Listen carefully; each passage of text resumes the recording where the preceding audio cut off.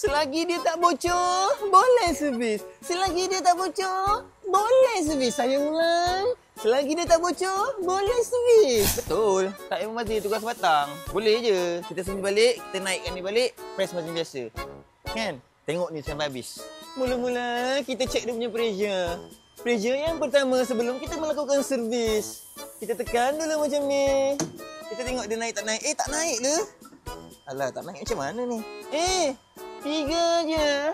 3 tak boleh. Terlalu lembik. Kita buang minyak dia dulu. Tengok minyaknya ada ke tak ada? Macam tak ada. Ada. Kita buang sampai minyaknya habis. Baru kita masuk minyak yang baru. Tapi kita buang dulu. Minyak pun sudah habis dibuang. Saya ulang. Minyak sudah habis dibuang. Kita masuk minyak yang baru. Lepas tu kita pump masuk dalam ni. Sekali tekan. Terus masuk minyak yang baru. Jeng. Dalam ni. Kita tunggu kejap. Bagi dia naik sendiri. Sabar, sabar. Perkara ini semua mahukan kesabaran di dalam hati. Di dalam dada. Sabar. Berpeluh. Dia dah naik, dia dah naik, dia dah naik.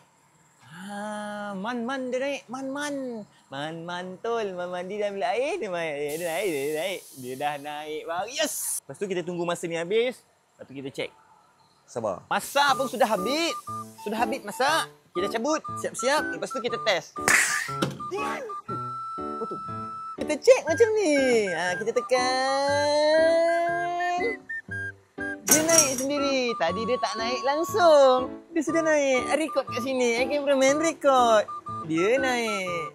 Yang penting apa? Tak bocor, boleh servis. Tak bocor, boleh servis. Saya ulang. Tak bocor, boleh servis. Kita cek balik pressure lepas buat. Ini pressure sebelum buat. Ini selepas buat pula. Ada perbezaan ke tidak? Kita tekan. Kita tengok. Manis. Manisnya kenangan saat bersamamu. Macam ni dah siap lah. Settle dah. Tinggal pasang kat kereta, kau dah boleh jalan dah. Dah tak ada melayang. Kita melayang ke, berjoget ke, dancing ke. Check exober, tak bocor, kita buat servis. Kalau teruk sangat, tukar je sebiji. Benda boleh jimatlah dulu. Mana nak buat? Datang sini, aku tolong buatkan. Buat masa sekarang ni, dekat sini lah. Cik aku seorang je tolong buatkan exober tu. Orang lain tak boleh usik